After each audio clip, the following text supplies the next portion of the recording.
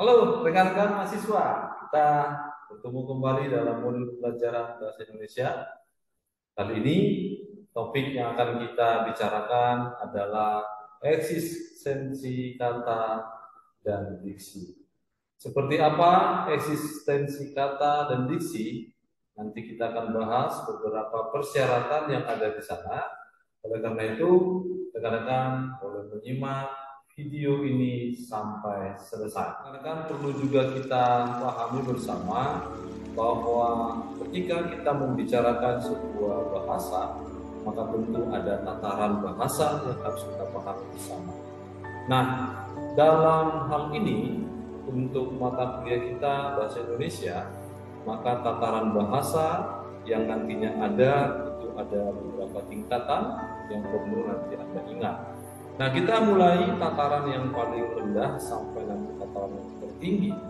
Nah, yang pertama tentu kita bisa melihat tataran yang paling rendah itu dalam sebuah bahasa, termasuk dalam bahasa Indonesia, adalah huruf. Nah, seperti kita ketahui, huruf atau abjad yang kita kenal saat ini dari huruf A sampai huruf Z. Nah, setelah itu ada beberapa gabungan kata yang nantinya juga dimunculkan, bisa kita lihat. Namun sebelum ke kata, ternyata tingkatan yang berikutnya yang kita lihat adalah gabungan huruf itu akan menjadi sebuah suku kata. Nah, gabungan suku kata ini belum tentu juga memiliki makna, sehingga nanti perlu kita sampai pada titik yang disebut dengan kata. Nah, gabungan suku kata disinilah nanti menjadi bentuk tingkatan berikutnya yang kita sebut kata. Nah, di level ini atau di tingkatan inilah nanti yang kita bahas tentang topik kita, bagaimana sebenarnya eksistensi kata dan juga diksi itu. Nah, setelah itu nanti, setelah kata, gabungan kata akan menjadi sebuah frasa yang kemudian frasa itu juga nanti akan membentuk yang namanya klausa. Setelah klausa nanti kita akan masuk pada tingkatan kalimat. Dia akan ada video mempelajari tentang kalimat, khususnya nanti analisis kalimat efektif. Kemudian setelah membentuk sebuah kalimat, masuk juga dari disebut tentang paragraf atau alinea. Dan untuk topik ini juga nanti akan kita bahas dalam video berikutnya tentang analisis paragraf efektif. Nah, setelah tingkatan paragraf, level tertinggi dari tataran kebahasaan, terutama dalam bahasa Indonesia nanti ada yang disebut wacana atau teks.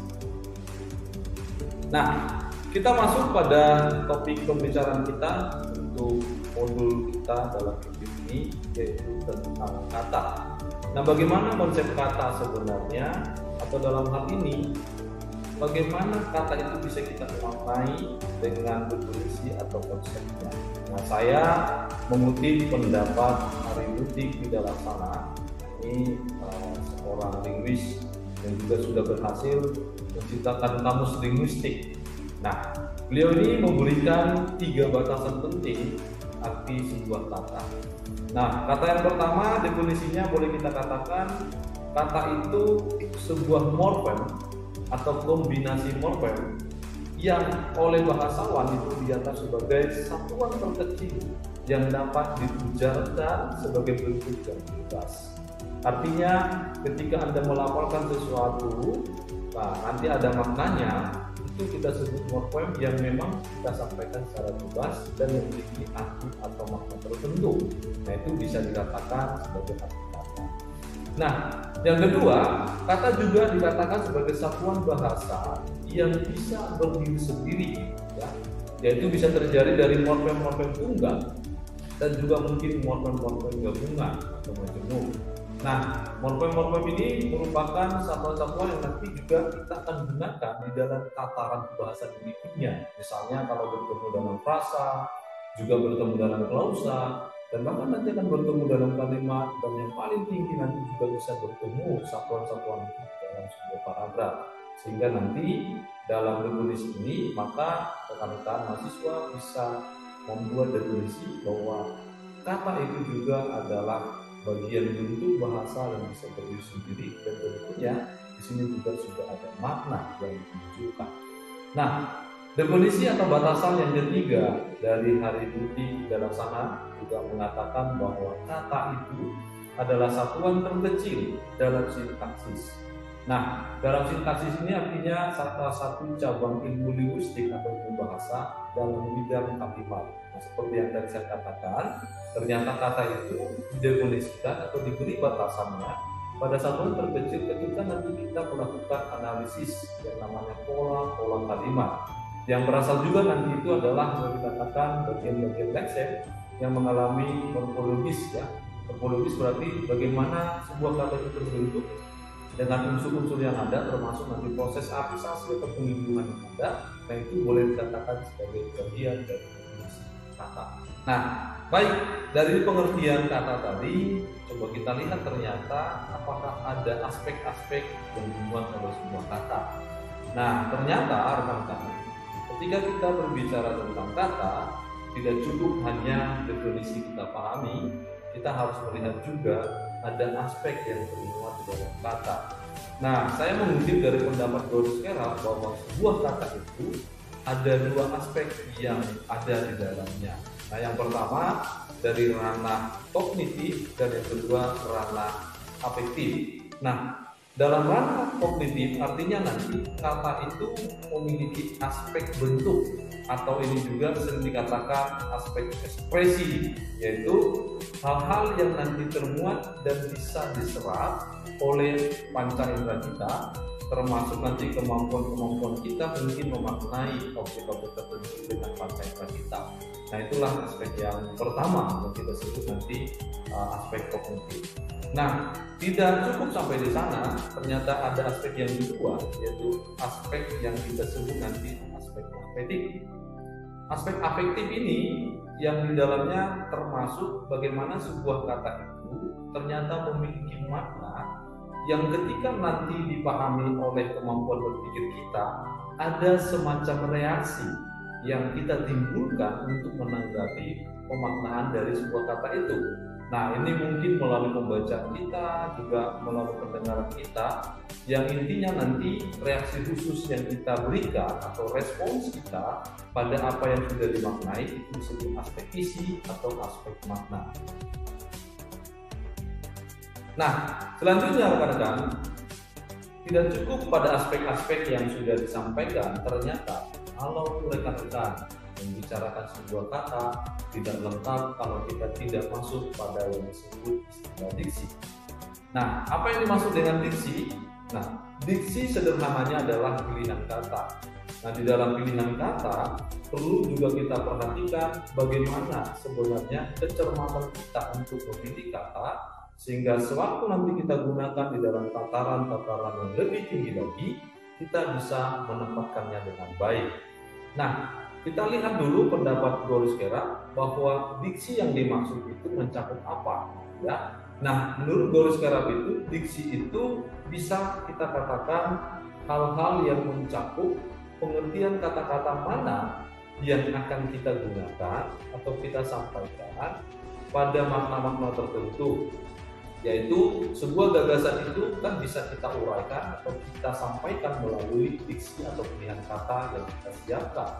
Nah, selain itu juga diksi itu juga boleh kita definisikan adalah penguasaan atau perbendaharaan kata-kata atau penguasaan kosakata kita yang semakin banyak dan beragam, itu juga menunjukkan bahwa Anda nanti sudah menguasai diksi. Nah, diksi boleh dikatakan juga sebagai sebuah simpulan bahwa pilihan kata yang tepat untuk mengembangkan tataran-tataran kebahasaan tertentu, termasuk nanti sampai tingkat wacana, akan sangat mendukung keberhasilan Anda ketika nanti Anda menggunakan diksi dalam kemampuan berbahasa Anda. Nah, rekan-rekan mahasiswa perlu juga diingat bahwa ketika kita membicarakan sebuah diksi, ada dua hal prinsip atau dua hal syarat penting yang harus dikuasai. Nah, syarat yang pertama, sebuah diksi itu harus memiliki unsur ketepatan. Nah, syarat yang kedua, bahwa diksi itu ternyata juga harus memenuhi unsur kesesuaian. Mungkin rekan-rekan mahasiswa mempertanyakan apa bedanya istilah konsep ketepatan dan kesesuaian. Tentu berbeda karena kedua hal ini memiliki muatannya masing-masing dan tujuan yang berbeda-beda. Nah, kita bicarakan yang pertama dulu. Konsep diksi yang disebut dengan ketepatan pilihan kata. Nah, ketepatan yang dimaksud itu memenuhi persyaratan apabila nanti rekan-rekan ketika menggunakan kata itu berarti kita sedang mempersoalkan apakah pilihan kata yang kita gunakan itu sudah setepat-tepatnya kita gunakan sehingga tidak menimbulkan interpretasi yang berbeda dari apa yang disampaikan oleh si pembicara kalau kita nanti sebagai pembaca atau si penulis, ya, kalau juga nanti kita akan melihat karya-karya. Jadi ketepatan itu akan berhubungan dengan penafsiran atau pemaknaan sehingga kata itu tidak boleh berbeda makna. Nah, ada beberapa syarat ketepatan pilihan kata kalau nanti rekan-rekan ingin melihat bahwa sebuah kata itu dikatakan tepat. Nah, unsur yang pertama boleh kita lihat ternyata di sana ada unsur penggunaan denotasi dan konotasi. Jadi kalau rekan-rekan nanti ingin menulis sebuah karya atau menyampaikan secara lisan, tolong diperhatikan ketepatan saat kapan Anda menggunakan makna-makna yang sebenarnya atau denotasi, saat kapan juga rekan-rekan mahasiswa menggunakan makna-makna biasa atau konotasi. Dengan demikian, maka unsur ketepatan diksi atau kata itu bisa Anda gunakan dengan baik. Nah, misalnya katakanlah tangan gitu ya. Tangan mungkin maknanya bisa denotasi, tapi ketika muncul tangan kanan sudah berbeda maknanya karena sudah ada unsur biasa, yaitu orang yang dipercayai. Nah, itu yang pertama. Nah, lalu yang berikutnya juga tentang ketepatan. Ketika Anda menggunakan konsep diksi yang memenuhi syarat ketepatan, maka kita juga harus bisa melihat saat kapan kata-kata yang bersinonim.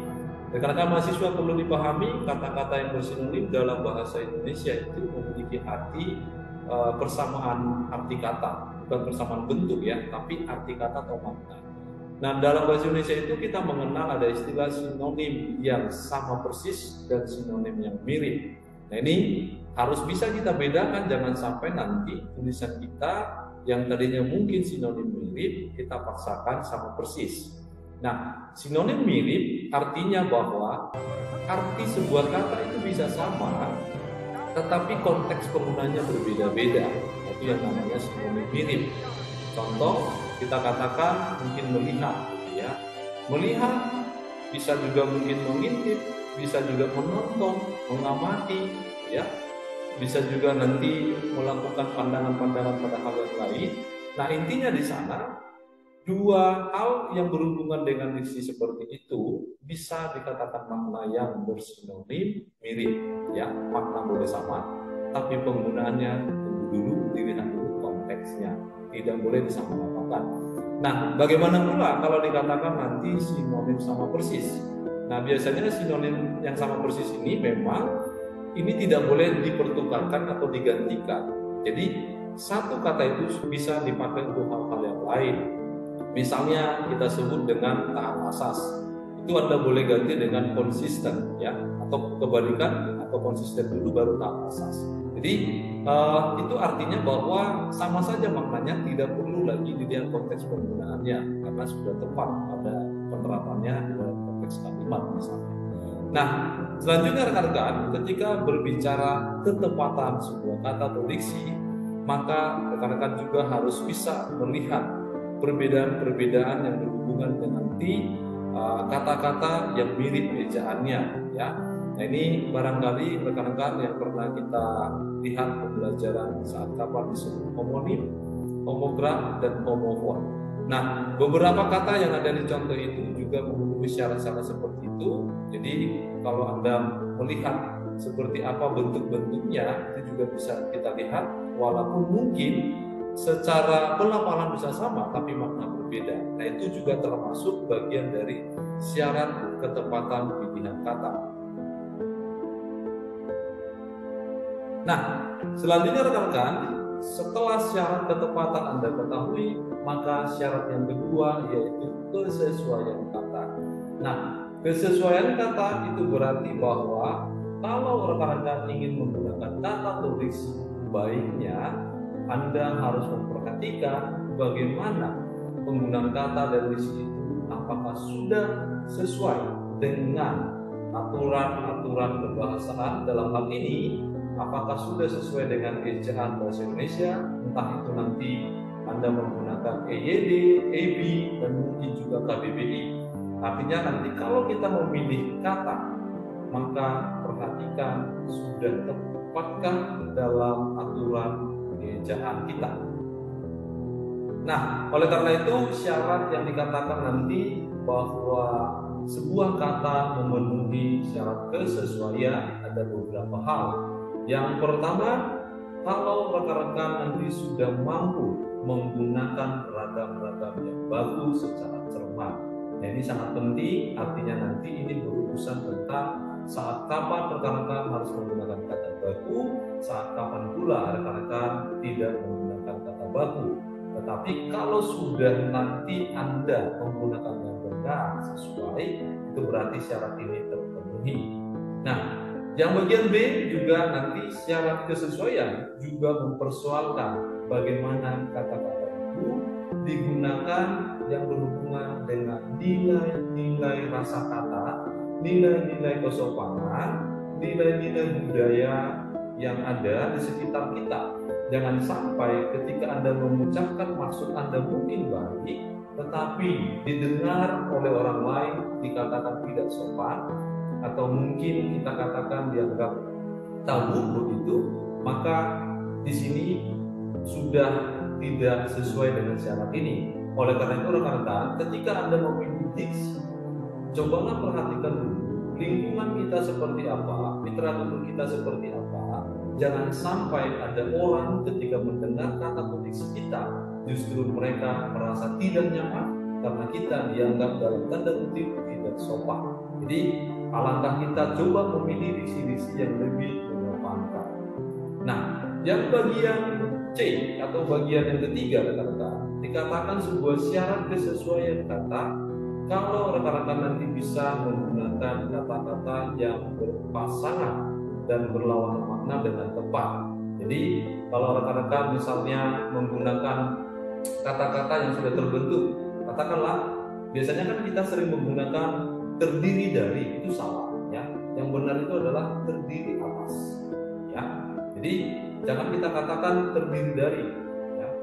Nah, jadi kita katakan saja terdiri atas ya. Misalnya benda-benda itu terdiri atas muatan-muatan positif elektron. Jadi kita harus menyatakan bukan terdiri dari, karena kata dari itu menyatakan sebuah lokasi atau daerah. Nah, bisa juga kita katakan sesuai dengan. Ini juga salah ya. Jadi kalau kita katakan pertemuan itu sesuai bagi peruntukan orang, itu salah ya, karena bukan berpasangan yang benar di sana, artinya itu tidak sesuai. Jadi kita katakan pertemuan itu sesuai dengan ketentuan-ketentuan yang berlaku dan disetujui oleh pemerintah. Misalnya begitu kalimatnya, dan itu disebut dengan konsep sesuai yang berhubungan dengan makna kata yang sudah ada pasangan yang tepat. Nah, selanjutnya rekan-rekan, kesesuaian kata juga nanti akan berhubungan juga dengan nuansa kata tertentu. Nah, ini biasanya juga akan berhubungan tentang ungkapan-ungkapan ya, mana kata-kata yang di sini bisa kita gunakan dengan baik, termasuk juga ini adalah cakupan-cakupan makna ya, yang misalnya kita katakan berjalan lambat, ada istilah mengesot, ada yang merangkak, ada berlari. Kalau pernah rekan-rekan memahami dan mempelajari yang disebut nanti hiponimi dan hipernim ya, ada makna teratas dan ada makna yang tercakup di dalamnya. Ini juga perlu kita pahami, karena ketika Anda menggunakannya berarti Anda memenuhi syarat kesesuaian kata. Nah, yang terakhir rekan-rekan, ketika kita bermaksud menggunakan diksi atau kata yang dalam tanda kutip sudah sesuai, maka rekan-rekan perlu juga diingat bahwa sebuah kata itu kita harus bisa memilah saat kapan kata itu yang disebut kata-kata ilmiah saat kapan juga kata-kata itu disebut kata-kata populer atau hal-hal yang umum. Nah, baik rekan-rekan, penjelasan tentang kata dan diksi sudah saya sampaikan. Terima kasih untuk Anda yang mencermati video dengan baik. Nah, rekan-rekan, saya yakin bahwa pengetahuan Anda akan bertambah kalau rekan-rekan mau mencari atau membaca literasi yang ada, termasuk referensi yang sudah ada di sana. Nah, silakan boleh Anda tambahkan pencarian Anda supaya konsep tentang kata dan diksi bisa Anda pahami lebih baik.